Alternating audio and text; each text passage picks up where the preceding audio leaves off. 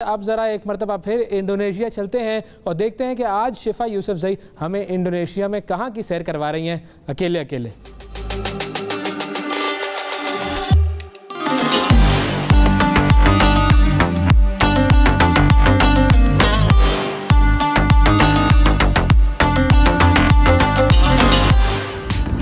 आज का जो हमारा प्लान है, आज मैं कहाँ जा रही हूँ और आज मैं क्या करूँगी ये आपको थोड़ी देर में पता लगेगा, लेकिन सिर्फ उस सूरत में अगर आप मेरे साथ रहेंगे। So stay with me.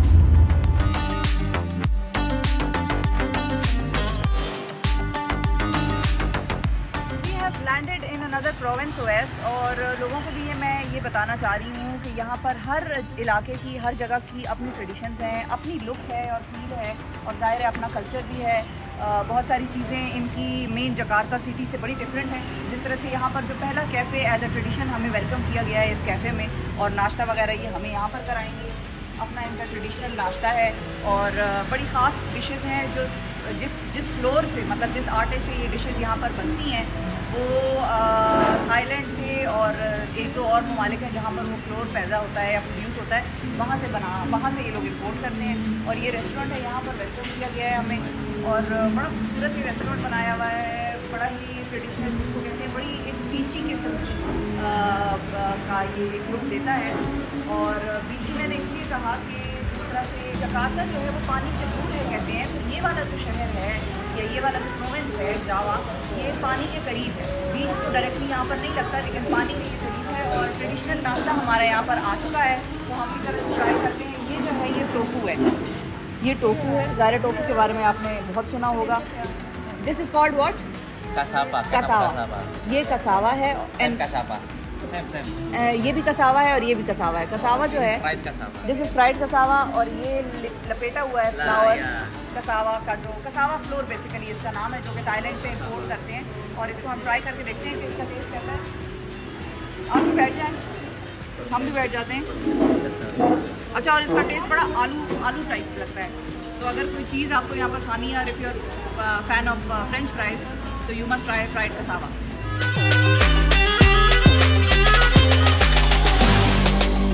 So Indonesia में बहुत सारे आइलैंड्स हैं और इनका हर आइलैंड तकरीबन एक अलग सूबा माना जाता है। और जब हम जकार्ता में थे तो जकार्ता की एंटायरली डिफरेंट फील थी, एक एम्बियंस और एक जो एनवायरनमेंट था जकार्ता का, हाई राइज बिल्डिंग्स, बड़ी बड़ी रोड्स, बड़ी डेवलपमेंट आपको जकार्ता में नज़र आती है। अब हम ईस्ट जावा में जब मौजूद हैं तो यहाँ पर कम्प्लीटली एक डिफरेंट जो है जिसको कहते हैं फ़िज़ा है, समा है।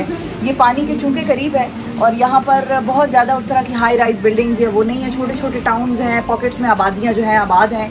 तो ये एक रेस्टोरेंट है, हम जा रहे हैं जी ईस्ट जावा में। बेसिकली मैं मौजूद हूँ यहाँ पर और ईस्ट जावा से का जो एक इलाका है सूराबाया, उस जगह से, उस सिटी से हम जा रहे हैं नावी या नाविंग या इस तरह का एक नाम है और इनके नाम प्रोनाउंस करना भी बड़ा मुश्किल है। तो उन जगहों उस जगह से हम जा रहे हैं नाविंग तक।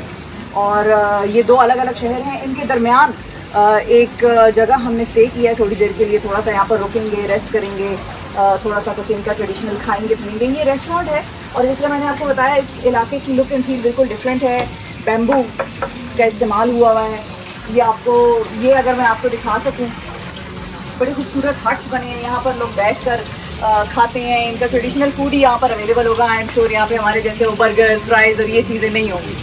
और पानी के ऊपर ये बनाया गया है छोटे छोटे। अच्छा, यहाँ पर क्योंकि शहर जो है, कहने को तो ये जजीरे हैं लेकिन ज़ाहिर है पानी से ज़रा दूर भी होते हैं कुछ इलाके, तो छोटे छोटे पॉन्ड्स बनाए हुए हैं, लेक्स पूरी क्रिएट की हुई आर्टिफिशियली। जकार्ता में तो यहाँ तक कि आर्टिफिशियल बीच भी, जिस तरह से मैंने आपको पहले बताया था, वो क्रिएट हुआ है। तो यहाँ पर हम किसी हट में बैठ जाते हैं और हम भी कुछ देखते हैं, ऑर्डर करते हैं कि हमारे लिए क्या आता है, या बल्कि इन्हीं को हम कहेंगे कि यही हमारे लिए ऑर्डर करें, क्योंकि इनकी तो ना ज़बान पे हम समझते हैं और ना ही हमें इनका खाने की समझ है।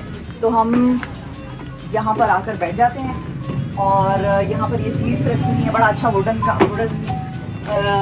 जो है ये सिलसिला है।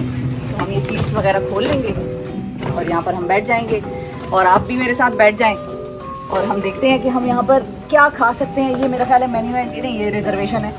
तो हम देखते हैं कि हम यहाँ पर क्या खाते हैं। और ये बहुत प्यारा सा हट बना हुआ है, वेरी नाइस।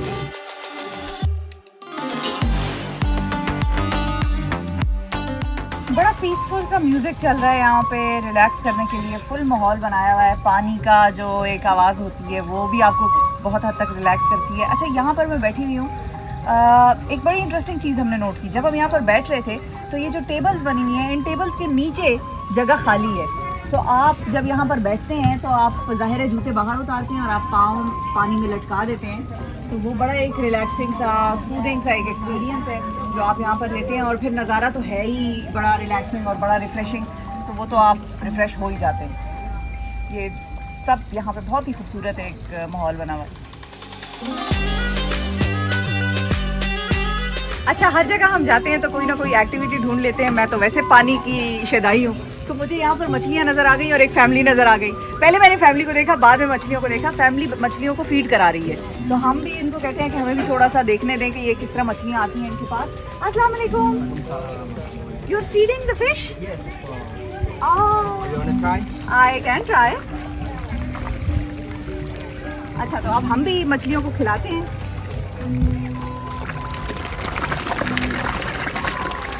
और इतनी ज़्यादा मछलियाँ हैं कि आपको आवाज़ भी बाकायदा आ रही होगी कि हम जिस तरह से ही, जैसे ही ये फेंकते हैं दाना मछलियों को या खाना जो भी इनकी खुराक है, ये देखें फ़ौरन ये ऊपर आके स्प्लैश करने लगती हैं पानी को। खाने का टाइम और इंडोनेशियन सी फूड जो ख़ास इनकी ट्रेडिशन है, ये बड़ा ट्रेडिशनल रेस्टोरेंट है तो ज़ाहिर है ट्रेडिशनल फूड होगा। ये इनकी ड्रिंक्स हैं ये। अच्छा, इसमें से एक आधी ड्रिंक में तुखम मलंगा भी होता है, आज इन्होंने नहीं डाला हुआ। दिस इज़ जेली है, कोकोनट वाटर है और साथ कुछ ये है, साथ कुछ एवोकाडोज़ हैं। और इसमें जो है जी, इसमें भी एवोकाडोज़ हैं और कलर्स डिफरेंट हैं। इसका ये मुझे नहीं पता कि क्यों डिफरेंट है। दिस इज़ फ़िश, ये तो साफ फिश नज़र आ रही है शक्ल से। These are prawns. ये आप देखें चिकन अपनी शक्ल बेचारी के साथ, अपनी इसको हलाल किया नहीं किया लेकिन बेचारी का सर मौजूद है अभी भी। दिस इज़ सैलड, ये भी प्रॉन्स हैं, ये हॉट एंड सावर हैं। और ये मेरा ख्याल है प्रॉन्स स्कूअर्स हैं हमारे पास।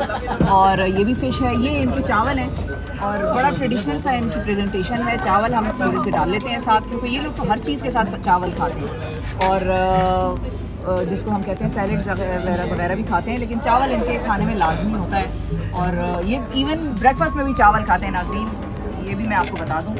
और वैसे आप भी देख रहे हैं ना, ख़ास तौर पे खाना आप देखें ज़रूर। और सी फूड के आप शौकीन हैं तो आप तो ज़रा इसको रिवाइंड करके भी देखिएगा। और एक हम प्रॉन ले लेते हैं, हॉट एंड सावर प्रॉन डाल लेते हैं हम, देखते हैं क्या सिलसिला है, कैसा है। तो मैं भी खाती हूँ, आप लोग भी कुछ खा लें। मेरा ख्याल है देख के भूख लग गई होगी आपको, तो कुछ खा लें।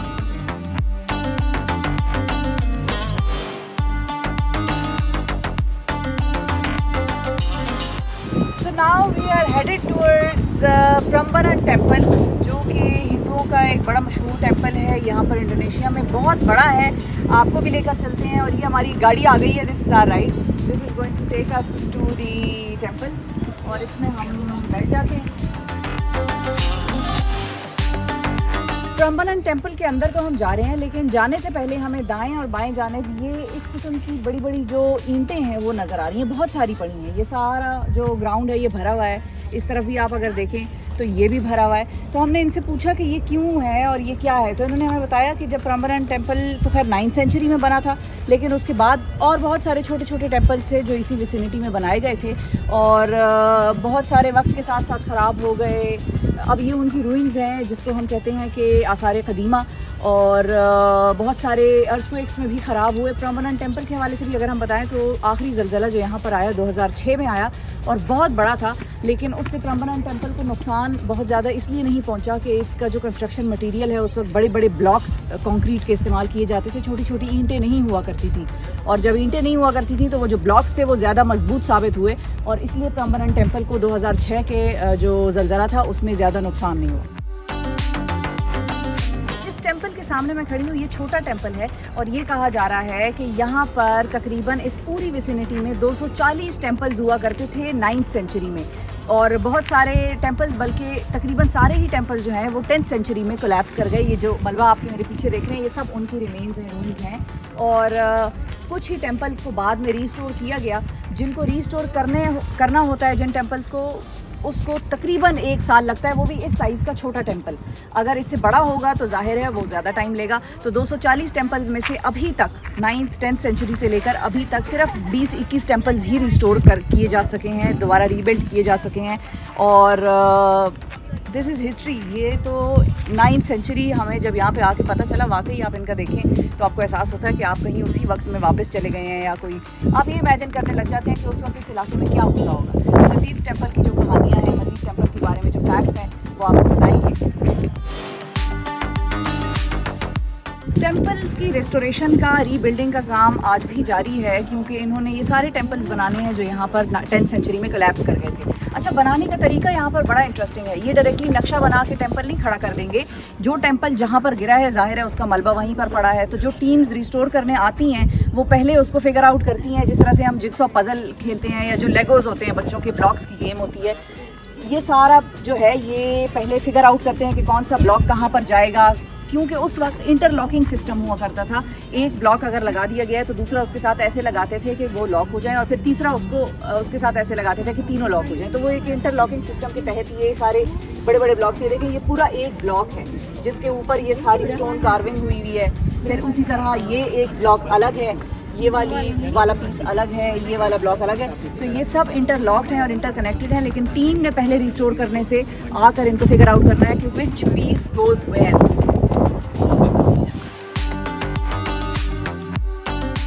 यहाँ पर सबसे इम्पोर्टेंट जो टेंपल्स हैं वो हैं 3 हिंदू गॉड्स के, जो कि हैं लॉर्ड ब्रह्मा, लॉर्ड शिवा और लॉर्ड विष्णु। मेरे पीछे जो आपको नज़र आ रहा है ये लॉर्ड ब्रह्मा का है। दरमियान वाला जो टेंपल है और जो सबसे टॉलेस्ट टेंपल है 47 मीटर्स दरमियान वाले टेंपल की हाइट है, और ये लॉर्ड शिवा का है। और इसके उस तरफ बिल्कुल सीधी लाइन में ये तीनों बनाए गए हैं। इसके बिल्कुल उस तरफ आखिरी टेंपल जो है वो है लॉर्ड विष्णु का। और ब्रह्मा के बारे में कहा जाता है कि he was the creator, Shiva के बारे में कहा जाता है कि ही वॉज़ द डिस्ट्रॉयर, और जो विष्णु हैं उनके बारे में कहा जाता है कि ही वॉज़ द प्रिजर्वर। तो ये 3 टेंपल्स इन 3 हिंदू लॉर्ड्स को, 3 हिंदू गॉड्स को जो है वर्शिप करने के लिए बनाए गए थे।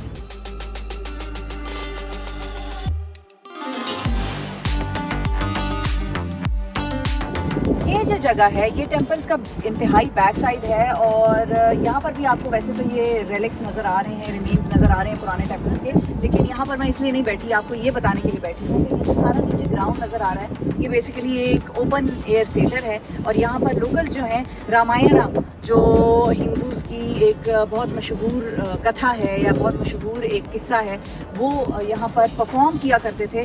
और रामायण यहाँ पर परफॉर्म होती थी, लोग उस तरफ बैठा करते थे फेसिंग टुवर्ड्स द टेंपल्स। तो बैकग्राउंड में जब दरमियान में जब परफॉर्मेंस हो रही होती थी तो लोगों को बैकग्राउंड में टेंपल्स नज़र आ रहे होते थे। और ये हर सैटरडे नाइट को यहाँ पर रामायण की परफॉर्मेंस हुआ करती थी लोकल्स की जानिब से।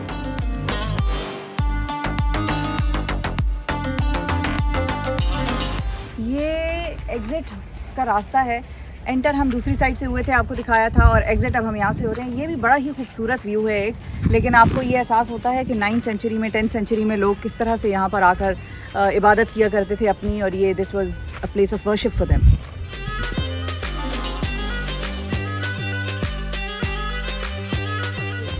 हमने आपको टेंपल्स दिखाए, हमने आपको मुख्तलिफ आज की जो एक एक्टिविटी थी वो की, और समझाने की भी कोशिश की कि कब बने थे, कैसे ये डिस्ट्रॉय हुए। हमारी जर्नी आज की ये जो टेंपल्स वाली है ये इख्तिताम पसीर होती है। आगे हम चलेंगे अगली डेस्टिनेशंस पे, लेकिन इंडोनेशिया प्रमोट कर रहा है, एक मैसेज दे रहा है पूरी दुनिया को इंटरफेथ हार्मनी का।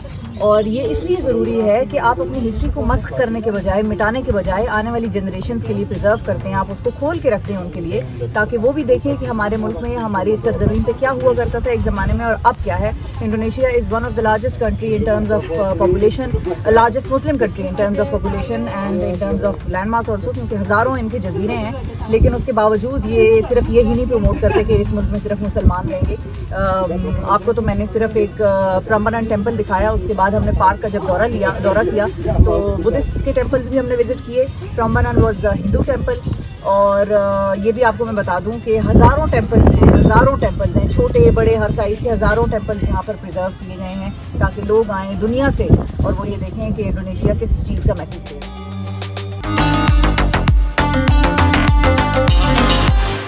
अब एक जगह मैं एक परफॉर्मेंस देखने आई हूँ और वयांकोलित इसका नाम है। बड़ी ही इंटरेस्टिंग परफॉर्मेंस है। Basically it is a shadow puppet show, जो कि ये स्क्रीन, ये दरमियान में स्क्रीन है और इस स्क्रीन से इस तरफ जहाँ पर ये लोग सारे बैठे हैं, ये सब परफॉर्मर्स हैं। इधर म्यूज़िकल इंस्ट्रूमेंट्स रखे हुए हैं, यहाँ पर अपनी अपनी इनकी माइक्स हैं। जिसने बोलने का काम अदा करना है तो वो बोलेगा, जिसने म्यूज़िक प्ले करना है वो म्यूज़िक के साथ बैठे हैं बिल्कुल दरमियान में। ये भी इनका बड़ा एक खास होल टाइप चीज़ है। इसका नाम भी मैं आपको थोड़ी देर में बताती हूँ। और बाकी इनके इंस्ट्रूमेंट्स हैं और सामने की तरफ, सामने वहाँ पर चेयर्स रखी गई हैं और उन चेयर्स पर आवाम या लोग बैठकर आकर ये परफॉर्मेंस देखते हैं। वायांग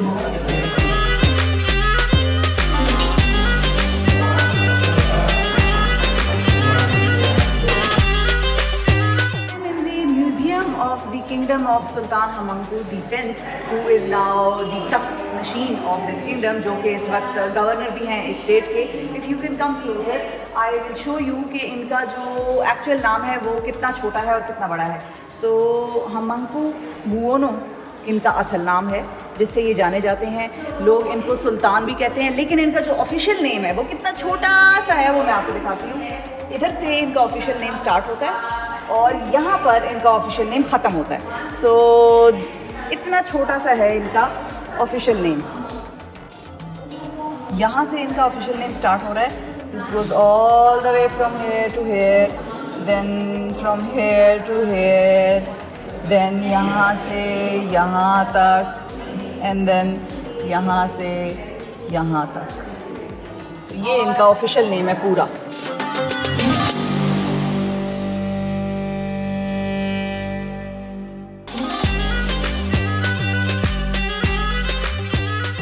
किंग हमंकु IX जो थे, उनकी इंडोनेशिया की तारीख़ में बहुत अहमियत है। लोग बहुत रिगार्ड करते हैं उनका, और उसकी वजह ये है कि उन्होंने इंडोनेशिया की आज़ादी में बड़ा अहम किरदार अदा किया था। बहुत आगे थे वो इंडोनेशिया की आज़ादी में। इस वजह से उनको इंडोनेशिया में बहुत रिगार्ड किया जाता है। म्यूज़ियम है, ये 9th किंग हमंकु ही को ट्रिब्यूट देते हुए बनाया गया है। उन्हीं की बिलोंगिंग्स और उन्हीं के ज़ेर इस्तेमाल जो सामान रहा है उसको यहाँ पर आवेज़ा किया गया है ताकि लोग आएँ, उनको देखें। और यहाँ पर काफ़ी तादाद में टूरिस्ट आते हैं, वो इस म्यूज़ियम की भी सैर करते हैं और उनके किंगडम को भी देखते हैं। ये उनके कपड़े और उनके ज़ेर इस्तेमाल जो सामान था वो सब यहाँ पर पड़ा हुआ है। उनके जूते हैं ये।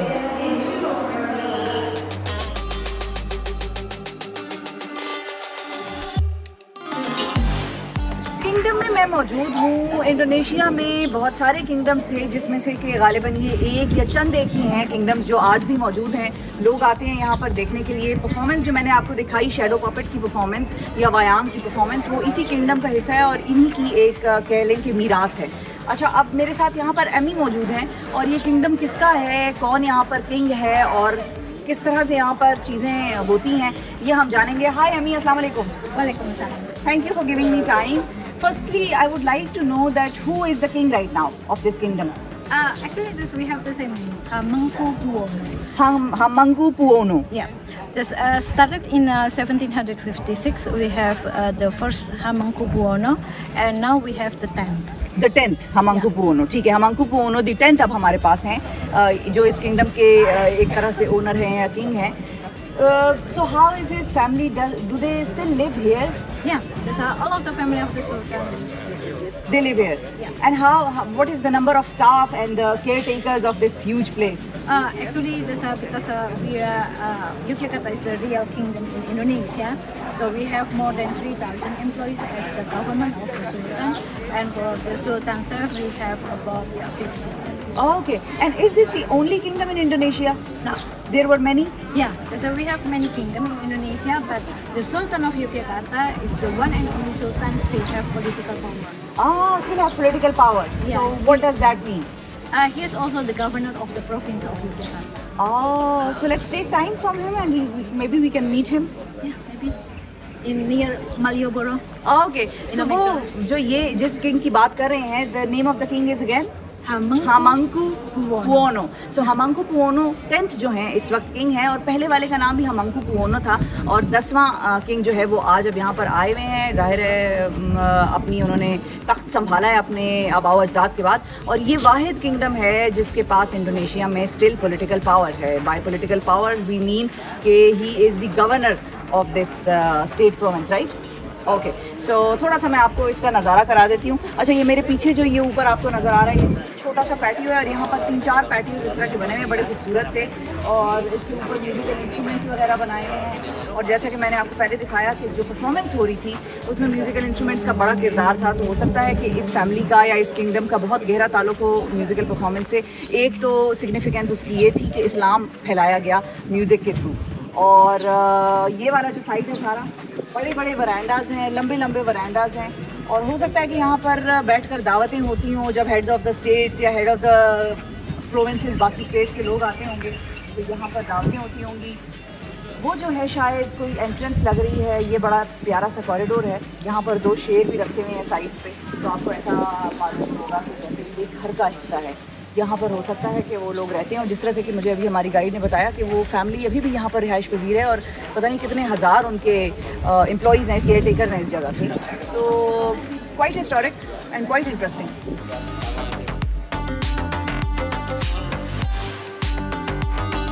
मालियोबोरो स्ट्रीट है जहाँ पर मैं आई हूँ यहाँ इस वक्त, और शाम का वक्त होने वाला है, लेकिन बड़ी ही हैपनिंग हसल बसल वाली ये स्ट्रीट है और बड़ी पॉपुलर है, बहुत फेमस है टूरिस्ट में। ये जी मेरे पीछे बैंडोंग खड़ा है, और बैंडोंग क्या होता है मैं आपको बताती हूँ। हमारी जो और भाषा में इसको कहते हैं बैंडोंग, जो कि घोड़ा गाड़ी की बड़ी प्यारी सी है, बड़ी ज़बरदस्त। और आगे अगर हम आएंगे तो आपको मैं बेचा दिखाती हूँ। तो बेचा के सामने हम खड़े हैं। We are going to ride बेचा, and how to ride it I will tell you. ये this is a motorbike. I place my bag because I will be sitting here, but I'll just tell you how I'm going to ride one. The bike. Yeah, and this is how you ride. So left and right. And now I'm going to get back to my seat, and let's see how it feels riding becha.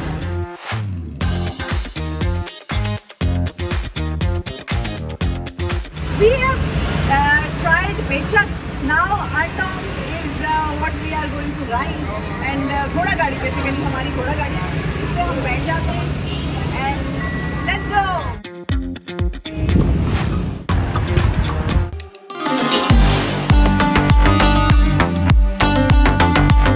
Look at this amazing breathtaking view of this sunrise. हम सुबह 4 बजे अपने hotel से निकले और 5:15 तक हम यहाँ पर पहुँचे, और रास्ता इतना इसका दुश्वार है, इतना तंग, छोटी नैरो सड़कें हैं और छोटे छोटे नैरो ब्रिजेस हैं कि जिस पे 2 मरतबा तो हमारी गाड़ी लगी, और हल्का सा टायर यहाँ होता या वहाँ होता तो इन चोटियों को देखने के बजाय हमें चोटें ज़रूर लग जाती। ये वाला सिलसिला हमारे साथ होता है, लेकिन लकीली फॉर्चुनेटली हम यहाँ पर बड़े खैर खैरियत से पहुँच गए। बहुत ही खूबसूरत एक फैसिलिटी यहाँ पर बनाई हुई है। 6 पीक्स हैं, और इन पीक्स के भी नाम है वो मैं आपको थोड़ी देर में बताती हूँ। मेरे पीछे उस साइड पे जहाँ से सनराइज़ हो रहा है, जो कि ऊपर जा रहा है सूरज, तो वहाँ पर 2 पीक्स हैं, उनका नाम है मरापी, और उनमें से एक पीक का नाम मरापी है, बाकी भी 5 नाम जो है वो मैं आपको बताती हूँ। पीछे जो आपने पूल देखा, बल्कि पहले हम आपको पूल भी दिखा दें। इस पूल का यहाँ पर क्या पर्पज़ है? सो this is basically a cafe. यहाँ पर ट्रेडिशनल इंडोनेशियन नाश्ता मिलता है। मैंने अपना ऑर्डर प्लेस कर दिया है। मैंने सोतो मंगाया है। सोतो is basically a soup, chicken सोतो मंगाया है, जिसमें कि कैबेज और वेजिटेबल्स भी होते हैं, चिकन होगा, और क्लियर सूप होता है, जिस तरह से हमारे यहाँ पाकिस्तान में टॉम यम सूप होता है। तो आई लाइक क्लियर सूप्स, इसलिए मैंने चिकन सोतो मंगाया है, और चिकन फ्राइड नूडल्स भी हैं, वो भी हम ट्राई करेंगे। अच्छा, तो ये है हमारे, वो एक पीक आपको नज़र आ रही है, छोटी सी होगी लेकिन वो एक पीक आपको नज़र आ रही है। बादल हैं, ऐसा लग रहा है बादलों में आप जो है वो चल रहे हैं। बहुत ही खूबसूरत एक ये सनराइज़ पॉइंट है, और यकीनन जब लोग यहाँ पर सनसेट को भी आते होंगे तो वो सनसेट भी एंजॉय करते होंगे। सनराइज़ हो रहा हो या सनसेट हो रहा हो, दोनों ही बहुत अच्छे लगते हैं, बहुत खूबसूरत लगते हैं। तो this is one of the point जो कि मेरा ख्याल है कि हमारे इंडोनेशिया की ट्रिप का is going to be one of the highlights, या मेरा जो फेवरेट पॉइंट है। पानी के अलावा ये जो है मुझे अच्छा लगा, और बहुत मतलब आपको ऐसा लगता है, the only word that can describe this entire view is breathtaking. This is literally breathtaking. हम तो यहाँ पर आए जब और चढ़े, ज़रा अब तो सूरज ऊपर चला गया है, लेकिन उस वक्त हम मतलब वी वर ऑस्ट्रक तो मैं वीडियो भी उस वक्त नहीं बना सकी, मैं रिकॉर्डिंग नहीं कर सकी क्योंकि मैं I just wanted to enjoy my view first and then I wanted to show it to you. और ये नीचे अगर आप देखें तो यहाँ पर बड़ा प्यारा सा नाश्ते का सेटअप हुआ है और यहाँ पर ही लोग बैठे हुए हैं और वो देखें फोटोग्राफी अब हो रही है क्योंकि इन्होंने नाश्ता कर लिया है। लिटरली आपको इनको देखकर लग रहा होगा कि बादल इनके साथ साथ उड़ रहे हैं।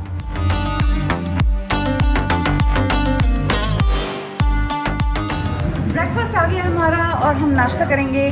ये ट्रेडिशनल इंडोनेशियन कुजीन यहाँ पर इनकी होती है और ये है ट्रेडिशनल इंडोनेशियन सूप जिसको कि ये लोग सोतो कहते हैं। चिकन सोतो मैंने मंगाया है और इसमें this is the soup, this is the egg, सांबल। ये सॉस मुझे बहुत अच्छी लगी और ये बड़ी स्पाइसी सी, बड़ी तीखी सी सॉस है और इसमें ख़ास तौर पे जो चीज़ यूज़ होती है टमाटर हैं और रेड चिली फ्लेक्स हैं जो कि हम अपने खानों में भी इस्तेमाल करते हैं, लेकिन ये रॉ होती हैं, थोड़ा सा पकाया होता है शायद इसको, तो बहुत ये तीखी होती है।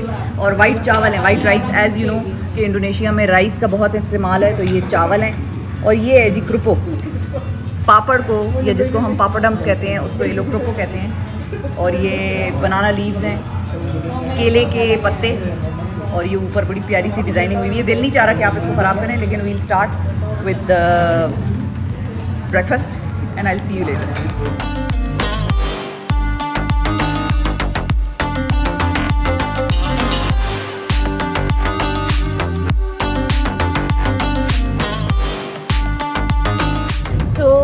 हम बैठे हैं जी ये छोटी सी मिनी गोल्फ कार्ट्स में और ये गोल्फ कार्ट्स जो हैं यहाँ पर मौजूद हैं और ये हमें नीचे से ऊपर लेकर जाती हैं बोरोबुडर टेम्पल तक। Borobudur basically is name of the place और टेंपल का नाम भी बोरोबुडर है। और बोरोबुडर टेंपल हम जा रहे हैं। इस गाड़ी में हम बैठ के, रास्ता ज़रा तवील है, लंबा होता है, इसलिए टू अवॉइड वॉकिंग लोगों को, टूरिस्ट्स को इन गाड़ियों पर, इन गोल्फ कार्ट्स पर लेकर बोरोबुडर टेंपल लेके जाया जाता है। दिस इज़ द पॉइंट जिससे आगे गोल्फ कार्ट्स नहीं जा सकती, तो उस कार्ट से हम उतर गए हैं और मेरे पीछे जो आप देख रहे हैं ऊपर, that is Borobudur temple. That is where we are going to go. So Borobudur temple is a very historic temple. 9th century में this was built और this is the largest single temple in the world for Buddhists. ये बुद्धा का temple है, Buddhist की place of worship है और ये largest single temple है। लार्जेस्ट सिंगल टेम्पल से मुराद ये है कि एक टेम्पल है जो सबसे बड़ा है। पहले इससे आपको हमने प्रम्बरन टेम्पल्स दिखाए थे जो कि कॉम्प्लेक्स ऑफ टेम्पल्स थे, छोटे छोटे टेम्पल्स थे। गॉड जो हिंदू गॉड्स थे, ब्रह्मा, शिवा, उनके टेम्पल्स थे छोटे छोटे। This is the single largest temple in the world for Buddhist. तो ये 9th सेंचुरी में बनाया गया था। और अच्छा, एक और चीज़ बड़ी इंटरेस्टिंग है क्योंकि ये आपको ऊंचाई पे नज़र आ रहा है। तो बोरो मीन्स टेम्पल, बुडर मीन्स हिल, तो टेम्पल ऑन अ हिल इसका मतलब है बोरोबुडर। और एक चीज़, Borobudur is the word of Sanskrit, ये बताना मैं भूल गई थी। सो दिस इज़ द चॉपिंग फार्मर्स हैट जो मैंने पहनी हुई है और मेरे पीछे जो व्यू आपको नज़र आ रहा है वो east side of the temple है। टेम्पल के 10 लेवल्स हैं और ये जो 10 लेवल्स हैं, अगर हम थोड़ा सा आगे जाते रहें और आपको मैं बताती जाऊँ, 10 लेवल्स यानी कि पाथ टू दी परफेक्शन, नीचे से शुरू होता है और ऊपर जाते जाते तक परफेक्शन आ जाती है बनाने वाले के काम में। जो स्टोन्स पर कार्विंग हुई है बहुत खूबसूरत है। हर खिड़की में एक एक बुद्धा जो है वो बैठे हुए हैं और 2 million stones are used to in the construction of this Borobudur temple और it is massive, it is huge.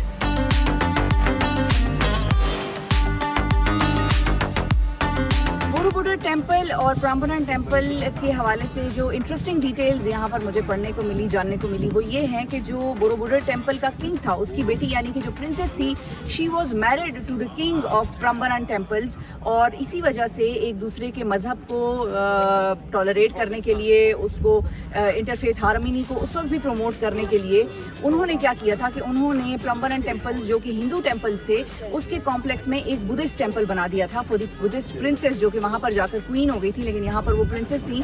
तो यहाँ की प्रिंसेस के लिए उन्होंने हिंदू टेम्पल्स के कॉम्प्लेक्स के दरमियान एक बुद्धिस्ट टेम्पल बनाया था ताकि वो अपनी वर्शिप कर सके और वो अपनी जो है इबादत कर सके। तो एक तो बड़ी इंटरेस्टिंग डिटेल मुझे ये पता चली। और उसके अलावा यहाँ पर अपने इस बोरोबुडर टेम्पल के विजिट को कंक्लूड करते हुए मैं आपको बताऊँ कि शुरू में मैंने आपको बताया था this structure consist of 10 levels, यानी कि this temple has 10 levels which are divided into 3 parts, या 3 हिस्सों में ये 10 लेवल्स जो हैं ये डिवाइड किए गए हैं। पहला वाला जो है वो है कामाडाटू, यानी कि वर्ल्ड ऑफ डिज़ायर्स। फिर दूसरा लेवल जो आता है वो है रूपादाटू। इसका मतलब ये है कि transition from one level to the another level या towards the level of perfection. और फिर जो थर्ड लेवल आता है वो है अरूपादातु, जिसका मतलब है परफेक्शन। तो आप वर्ल्ड ऑफ डिज़ायर से स्टार्ट करते हैं, अपनी जो वर्ल्डली मैटर्स होते हैं या जो आपकी वर्ल्डली ख्वाहिशात होती हैं उनको आप पसे पुश्त रख के ट्रांजिशन के पीरियड में एंटर कर जाते हैं, जब आपके लिए ये चीज़ें मैटर करना कम कर देती हैं। आपका घर, ये गाड़ियाँ, बंगले, और वही मैज़लोज़ हायरार्की भी है, मैज़लोज़ थ्योरी ऑफ हायरार्की जो है कि जिसमें पिरामिड बना होता है और नीचे हमारे बेसिक नीड्स होती हैं, खाना पीना शेल्टर, और आहिस्ता आहिस्ता ऊपर हम जाते हैं सेल्फ एक्चुअलाइजेशन की तरफ। तो ये भी जो टेम्पल है ये भी उसी किस्म की फ़िलासफ़ी को यहाँ पर जो है वो प्रीच करता रहा। यानी कि जब आप वर्ल्डली डिज़ायर से आज़ाद हो जाते हैं, जब आपको किसी चीज़ की फ़िक्र नहीं होती, तो आप ट्रांजिशन में एंटर करते हैं, और फिर ट्रांजिशन के बाद जब आप बिल्कुल रेडी हो जाते हैं तो आप चले जाते हैं परफेक्शन में।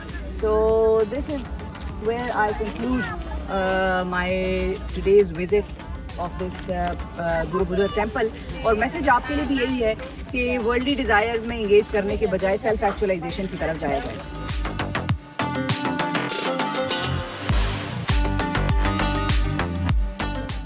मेरे पीछे आप देख रहे हैं मॉन्क्स खड़े हुए हैं और ये सब अपनी इबादत करने के लिए यहाँ पर आए हैं। जाहिर है ये बुद्धिज़्म के फॉलोअर्स हैं, और चूँकि ये टेम्पल एक बुद्धिस्ट टेम्पल है तो इसलिए ये इनकी इबादत गाह भी है। और उस लिहाज से कोई भी इबादत गाह हो हमारे लिए, मुसलमानों के लिए और सब मज़ाहिब के लोगों के लिए, किसी भी रिलीजन की इबादत गाह जो है वो मुहतरम होनी चाहिए, उसकी इज़्ज़त एहतराम होना चाहिए। तो they're also praying, we'll allow them, we'll let them pray.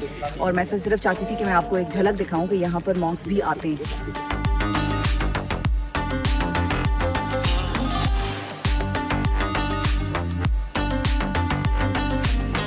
बोरोबुडर temple and this is a huge gigantic structure. बनाने वालों ने बहुत मेहनत की है। और इसकी डिटेलिंग की अगर हम बात करें तो बुद्धा से आगाज़ करते हैं। स्टूपास बनाए गए हैं यहाँ पर, और 504 स्टूपास जो हैं बुद्धास के वो नस्ब किए गए हैं स्ट्रक्चर में, जिनकी हाइट सबकी ही आइडेंटिकल है, एक जितनी है, विच इज़ 1 मीटर।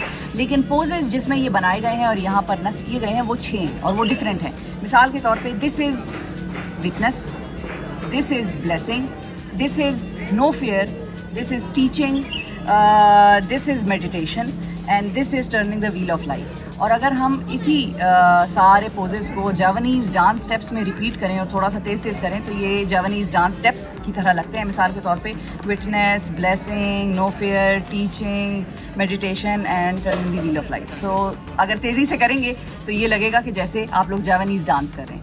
अच्छा, अब हेड्स की बात अगर हम कर लें और इस स्ट्रक्चर को नुकसान पहुँचने या पहुँचाने की बात कर लें तो वेंडलिज़म भी होता है, ये भी हम जानते हैं। This is not the only place कि जहाँ पर वेंडलिज़म हो और किसी का रिलीजियस स्ट्रक्चर या रिलीजियस हिस्ट्री को मिटाने की कोशिश की जाए।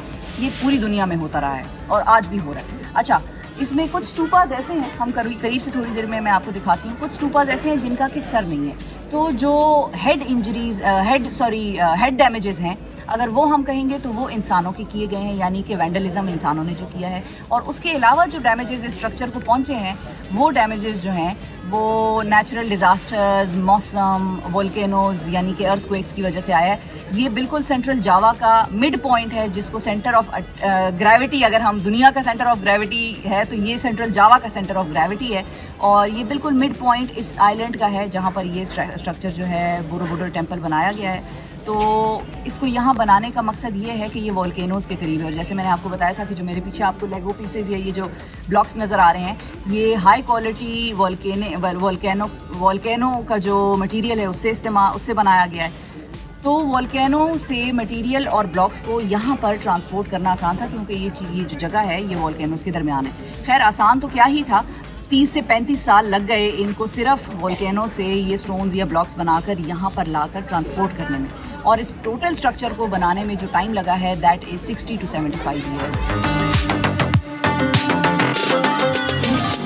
ये जो लेगोज या ब्लॉक्स आप देख रहे हैं ये बाद में ऐड किए गए थे। Once the temple was finished, the construction was finished, ये बाद में ऐड किए गए थे to support the structure. Otherwise ये स्ट्रक्चर कोलैप्स कर जाता मौसम की वजह से या वेट की वजह से, अपने ही वेट की वजह से। So this was added later on once the construction of the temple was finished.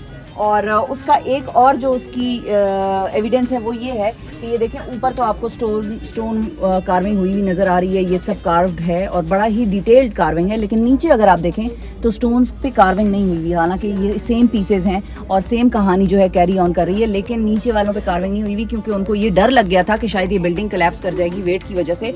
तो वो एडिशनल जो सपोर्ट था वो देने में लग गए और कार्विंग रह गई। लेकिन जहाँ तक ये कहानी हुई है, कहानी के बारे में अगर मैं आपको बताऊं तो आप ज़रा साथ साथ मेरे चलते आएँ, क्योंकि नाम वहाँ पर लिखा है और बड़ा मुश्किल नाम है। कामाडाटू जो है ये लेवल 1 की कहानी है और ये जो ख़ास तौर पर स्टोरी है ये है कार्मा वी भंगा। और कार्मा वी भंगा से मुराद ये है कि this is the story about karma, life, reward and punishment. The moral of the story जो होता है वो ये है कि we can not blame others for our own actions. So whatever we do in life, whatever we get in life, it is based on our own actions.